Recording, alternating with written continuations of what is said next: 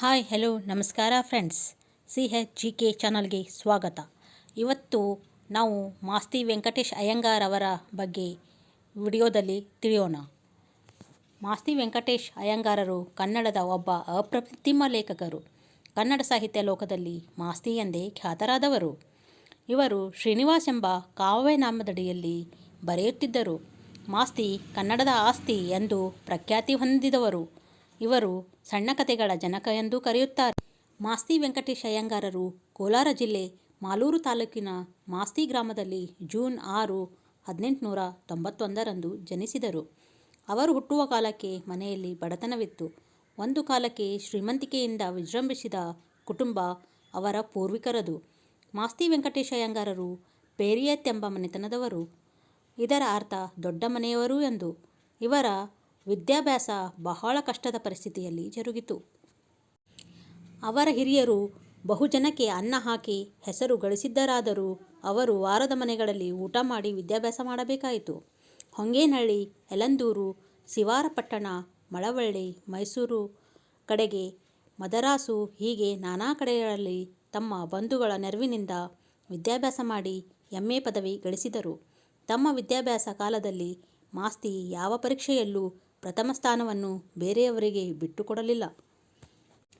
ಮದ್ರಾಸಿನಲ್ಲಿ English MA ಮಾಡಿಕೊಂಡು ಚಿನ್ನದ ಪದಕ ಗಳಿಸಿದ ಮಾಸ್ತಿ ಪ್ರೆಸಿಡೆನ್ಸಿ ಕಾಲೇಜಿನಲ್ಲಿ ಸುಮಾರು 1.5 ತಿಂಗಳು ಉಪಾಧ್ಯಾಯರಾಗಿದ್ದರು. ಬೆಂಗಳೂರಿಗೆ ಬಂದು ಸಿವಿಲ್ ಪರೀಕ್ಷೆಗೆ ಕುಳಿತು ಅಲ್ಲಿಯೂ ಪ್ರಥಮರಾಗಿ ತೇರ್ಗಡೆಯಾದರು. ಸರ್ಕಾರದಲ್ಲಿ ಅಸಿಸ್ಟೆಂಟ್ ಕಮಿಷನರ್ ಆಗಿ ಕೆಲಸಕ್ಕೆ ಸೇರಿ ಸಮರ್ಪಕವಾಗಿ ಕೆಲಸ ನಿರ್ವಹಿಸಿದರು. 1914ರಿಂದ 1943ರವರೆಗೆ ವಿವಿಧ ಉನ್ನತ ಹುದ್ದೆಗಳನ್ನು ಅಲಂಕರಿಸಿ ನಿವೃತ್ತರಾದರು. 1920ರಲ್ಲಿ ಅವರ ಮೊದಲ ಪುಸ್ತಕ ಕೆಲವು ಸಣ್ಣ ಕಥೆಗಳು ಪ್ರಕಟಗೊಂಡಿತು. ಸಣ್ಣ ಕಥೆ, ನೀಳ್ಗತೆ, ಕಾದಂಬರಿ, ಕಾವ್ಯ, ನಾಟಕ, ಜೀವನ ಚರಿತ್ರೆ, ಪ್ರಬಂಧ, ವಿಮರ್ಶೆ, ಸಂಪಾದನೆ, ಅನುವಾದ ಹೀಗೆ ಕನ್ನಡ ಸಾಹಿತ್ಯದ ಪ್ರತಿಯೊಂದು ಕ್ಷೇತ್ರಕ್ಕೂ ತಮ್ಮ ಕೊಡುಗೆಯನ್ನು ನೀಡಿದ್ದಾರೆ. 1983ರಲ್ಲಿ ಚಕವೀರ ರಾಜೇಂದ್ರ ಕಾದಂಬರಿಗಾಗಿ ಜ್ಞಾನಪೀಠ ಪ್ರಶಸ್ತಿಯಿಂದ ಪುರಸ್ಕೃತಗೊಂಡ ಮಾಸ್ತಿಯವರು ಕನ್ನಡಕ್ಕೆ 4ನೇ ಜ್ಞಾನಪೀಠ ಪ್ರಶಸ್ತಿಯನ್ನು ತಂದುಕೊಟ್ಟರು. ಸಣ್ಣ ಕಥೆಗಳ ರಚನೆ ಅವರು ಪ್ರಧಾನವಾಗಿ ಆರಿಸಿಕೊಂಡ ಸಾಹಿತ್ಯ ಪ್ರಕಾರ. ಶ್ರೀನಿವಾಸ ಎಂಬ ಕಾವ್ಯನಾಮದಲ್ಲಿ ಮಾಸ್ತಿ ನೂರಾರು ಸಣ್ಣ ಕಥೆಗಳನ್ನು ಬರೆದರು. ಹಲವಾರು ಕಥಾ ಸಂಕಲನಗಳನ್ನು ಪ್ರಕಟಿಸಿದರು. ಅವರ ಒಂದು ಸಣ್ಣ ಕಥೆಯನ್ನು ರಾರಾಜಿಸುವವರು ತಮಿಳಿಗೆ ಅನುವಾದಿಸಿದರು. ಇಂಗ್ಲಿಷ್ ಹಾಗೂ ಇತರ ಭಾರತೀಯ ಭಾಷೆಗಳಿಗೆ ಮಾಸ್ತಿಯವರ ಸಣ್ಣ ಕಥೆಗಳು ಅನುವಾದಗೊಂಡಿವೆ. ದೂರದರ್ಶನದಲ್ಲಿ ಕೆಲವು ಕಥೆಗಳು ಅಭಿನಯಿಸಲ್ಪಟ್ಟು ಪ್ರಸಾರವಾಗಿವೆ. ಕಥೆ ಹೇಳುವುದರಲ್ಲಿ ಮಾಸ್ತಿ ಎತ್ತಿದ ಕೈ. ಅವರ ಕಥೆಗಳನ್ನು ಓದುತ್ತಿದ್ದರೆ ಅವು ಕಣ್ಣಿಗೆ ಕಟ್ಟಿದಂತಿರುತ್ತವೆ. ಸುಬ್ಬಣ್ಣ ಅವರ ಒಂದು ಖ್ಯಾತ ನೀಳ್ಗತೆ. ಅಪಾರ ಮಾನವೀಯ ಅಂತಃಕರಣವನ್ನು ಕಥೆಗಳಲ್ಲಿ ತುಳುಕಿಸಿದ ಅವರು ಕಥೆಗಳ ರಚನೆಗೆ ಬಳಸಿದ ತಂತ್ರ ಅಪರೂಪದ್ದಾಗಿದೆ. ಸಣ್ಣ ಕಥೆಗಳ ಜನಕರೆಂದೇ ಅವರಿಗೆ ಕರೆಯುತ್ತಿದ್ದರು. ಕೇಂದ್ರ ಸಾಹಿತ್ಯ ಅಕಾಡೆಮಿ ಪ್ರಶಸ್ತಿಯು ಅವರ ಸಣ್ಣ ಕಥೆಗಳ ಸಂಕಲನಗಳಿಗೆ ಲಭಿಸಿತು. ಕಥೆ ಹೇಳುವುದು ಒಂದು ಪುಣ್ಯದ ಕೆಲಸವೆಂದು ಅವರು ಭಾವಿಸುತ್ತಿದ್ದರು. ಮಾಸ್ತಿ ಕಥೆಗಳನ್ನು ಬರೆದಂತೆಯೇ ಕಾದಂಬರಿ, ಕವಿತೆ, ಪ್ರಬಂಧ ಇವುಗಳನ್ನೂ ಬರೆದರು. ನಾಟಕಗಳನ್ನು ರಚಿಸಿದರು. ಅವರ ಎಲ್ಲ ಕೃತಿಗಳಲ್ಲೂ ಕುಶಲತೆ, ಸೌಮ್ಯತೆ, ಜೀವನ ದರ್ಶನಗಳನ್ನು ಸ್ಪಷ್ಟವಾಗಿ ಕಾಣಬಹುದು. ಭರತತೀರ್ಥ, ಆದಿಕವಿ ವಾಲ್ಮೀಕಿ ಇವು ಭರತ ರಾಮಾಯಣಗಳನ್ನು ಕುರಿತು ಬರೆದಿರುವ ಗ್ರಂಥಗಳಾದರೆ ಶ್ರೀರಾಮ ಪಟ್ಟಾಭಿಷೇಕ ಅವರ ಒಂದು ಕಾವ್ಯ. ರವೀಂದ್ರನಾಥ್ ಟ್ಯಾಗೋರ್, ರಾಮಕೃಷ್ಣ ಪರಮಹಂಸರ ಜೀವನ ಚರಿತ್ರೆಗಳನ್ನು, ಪುರಂದರದಾಸ, ಕನಕದಾಸ, ಅನಾರ್ಕಲಿ, ತಿರುವಾಣಿ, ಶಿವಾಜಿ ಮೊದಲಾದ ನಾಟಕಗಳನ್ನು, ಶೇಕ್ಸ್ಪಿಯರ್ನ ನಾಟಕಗಳ ಅನುವಾದಗಳನ್ನು ಮಾಸ್ತಿ ಪ್ರಕಟಿಸಿದ್ದಾರೆ. ಮಾಸ್ತಿ ಬರೆದ ಕಾದಂಬರಿಗಳು 2. ಜ್ಞಾನಪೀಠ ಪ್ರಶಸ್ತಿ ಗಳಿಸಿದ ಕೃತಿ ಚಕವೀರ ರಾಜೇಂದ್ರ, ಕೊಡಗಿನ ಕಡೆಯ ರಾಜ ಚಕವೀರ ರಾಜೇಂದ್ರನನ್ನು ಕುರಿತಿದ್ದು.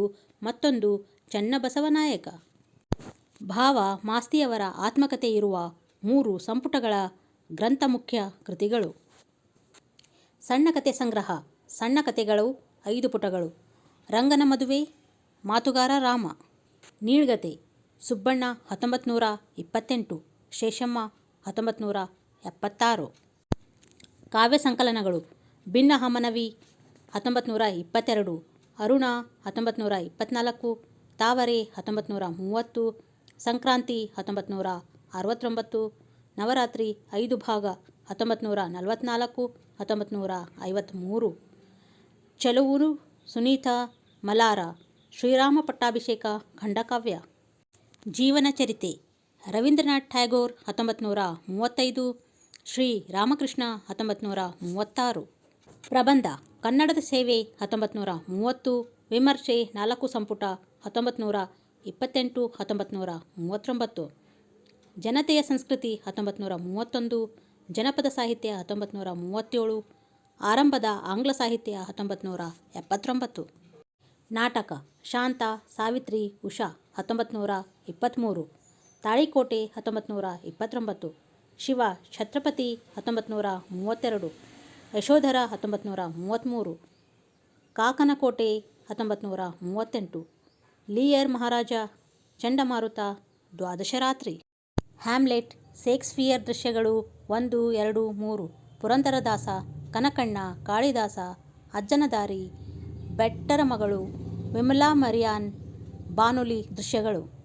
ಪ್ರಶಸ್ತಿಗಳು ಜ್ಞಾನಪೀಠ ಪ್ರಶಸ್ತಿ 1983, ಚಕವೀರ ರಾಜೇಂದ್ರ ಕೃತಿಗೆ.